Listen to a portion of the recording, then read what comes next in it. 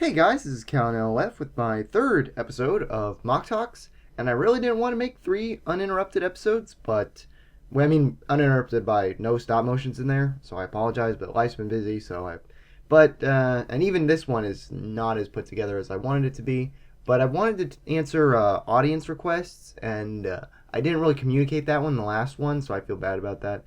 I really want to answer your questions, and I want you guys to be kind of involved. In fact, I have more ideas at the end that I want to talk about as far as getting more group community involved, as far as answering questions and being able to help each other build to our best abilities. You know, all that kind of beautiful jazz music. You like jazz? Anyway, all right, B movie reference. We're already getting in there. Okay, so let's talk about the mocks. This episode came from a question on the first episode about doing an episode on Greebles. So I thought I would do that because Greebles, they're a thing, and let's talk about that. Let's talk about Greebles. So Greebles technically just kind of a fan term as far as designing. I'm sure it's probably used somewhere. I did not look up the etymology for the word Greeble when making this episode, so you can sue me. You can talk to my lawyers about that one. Because I was horribly unprepared for this. But basically, as far as the Bionicle community goes, the term, as far as I can tell, has basically always meant extra detailing on a mock that really typically has no structural integrity to the mock. Because obviously, if we're thinking about building a character, you're always going to need your bones, your limbs. You're always going to need the pieces that are holding everything together. You're going to need the sockets that hold onto an axle, that hold onto the extra socket here, that connect to a ball joint here. Then you're going to need technique beams here that connect to the, the Clitorian neck here, that connect to the foot here, and all that jazz. That's just the normal build, but the Greebles come in as far as the details that really don't have anything to do with that kind of structural integrity. They're just to make the mock look filled in and nice. Like this. This has nothing to do with the structural integrity. I can take this whole piece off, and there you can see the bare bone arm. But it fills out the arm a bit, and it makes it look less kind of thin and ugly. So you could kind of say that's a Greeble. Even though another thing I'd say that's kind of common when talking about Greebles is that they're very detailed. They add kind of different designs they add a lot more texture is what I was trying to get at. And for example, this leg inner bit here, that's a Greeble. I'm trying to fill out the leg there. It's kind of bare and you could just see all those pieces in there. But if you attach these arms there, it kind of fills it out and looks like he's got kind of a little bit of strength in there. It's not the greatest, but it's a thing. It's a thing. Or even this butt armor. He's got butt armor. He's gonna fill out the butt. Hey, this is the best episode so far, right, guys? I'm loving this one. Here's the thing, Greebles. I think a lot of people, or at least back in the day when I was on mock pages, I know my friend Gringat. He kind of popularized the term there, as far as I can remember. And a lot of people, I know there was a point where a lot of people were just talking about wanting to make their mocks as Greebly as possible. Let me just go over a couple on Liwa here before I get really into that.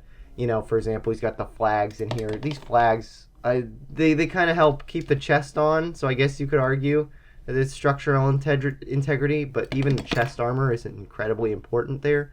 Also, you can see that this mock is actually terrible because, you know, and the shoulders, I wasn't even thinking about that. His terrible Lego shoulders are also kind of like Greebles because they're terrible and they're Lego and they fall off. That's another, then that kind of serves as a segue to the fact that more often than not, Greebles are very fragile because a lot of people just put things on, or at least back in the day when Gringet kind of, I want to say he popularized the term. I'm repeating myself a lot and I apologize. He popularized it and a lot of people started really getting into it on mock pages and they wanted to do it on their own stuff. And yeah, you can't just do it for the sake of doing it. You got to kind of have a purpose with it, in my opinion, if you really want to Greeble. And honestly, I feel like that time there was so much talk about Greebles, and throughout all the years actually, that I'm kind of sick of the word. It's not even a good word really. Greeble. Ugh, it just sounds like some kind of uh, chicken pox or something. I don't know.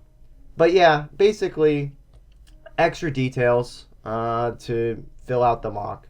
Don't actually serve to the construction integrity. Watch Gringat come out of nowhere and tell me about all the etymology and how I'm completely wrong and how I've misrepresented him. He's a good guy. I'm just messing. And I'm not actually saying anything against him. I'm just pointing out what happened back in the day and my personal opinion on the whole idea of Greebles. I mean, here, look at Onua. He's got a bunch of little detailing here. This is partly recent because I redesigned him to get rid of all of the gunmetal. I saw they made a new Jyn Erso Star Wars Rogue One set. It was so exciting, and because they actually made dark gray shells, so now he can be a dark gray and happy. Yay! All right, so mini mock talk there done. So basically, where am I getting with all this? Greebles. There are just a couple points. I kind of said them throughout, but let me kind of solidify it now that we're sort of approaching the end here. Doot, doot. One, if you're going to do Greebles, then remember it's extra detailing. Focus on building the mock first. You want to have the mock have strong structural integrity, at the very least to the degree that you want it to.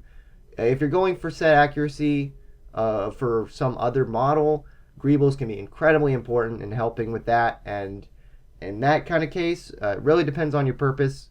I'd say minimize Greebles on characters that you don't want to make as that you actually want to be posable. You want to have a lot of play value to them, doing lots of actions with, because that way you can avoid knocking pieces off all the time, and use them a lot more on characters that are straight up models, or where it's appropriate. Again, that's another part of it.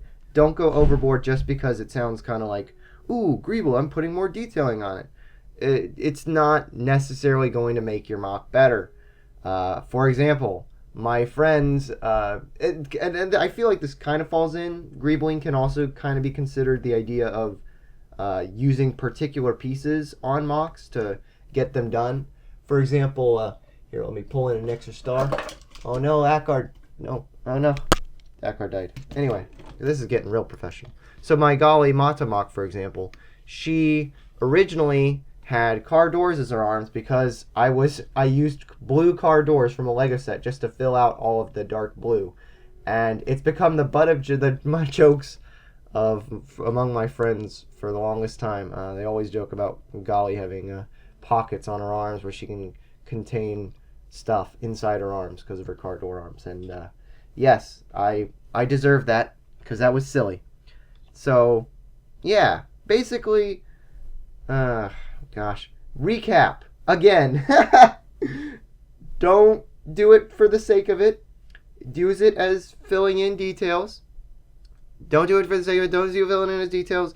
And my brain, man, it's rough. I hope you enjoyed this episode. I hope you got what I was saying. I'm really kind of out of it today. But I hope you enjoyed. And I'm going to really try and get more focused in the mindset. Again, my job has been keeping me really busy recently, and I've just still been kind of out of it. But I also want to briefly talk about, I've had ideas of how to make this more interactive. I've been thinking, what if I keep making these episodes on Friday, as I've been trying to do, and continue to interact with the audience by taking their suggestions, and then later, on CallanLoF 2, I do a live stream where I can actually directly talk to you about the same subject and then look at other examples where it kind of goes back to the original mock advice format of critiquing mocks. So we can actually start with the kind of advice section and then revisit the mock advice critiquing aspect after the fact. It seemed like an interesting idea to me, so hopefully, if you like that. But yes, please comment. Please give suggestions for future episodes. Please give suggestions for other ideas for the show. Do you think I should try and do a little more editing? This episode ended up being a little messy. So I don't know, but thank you for watching. I love you guys. See you next time. Bye.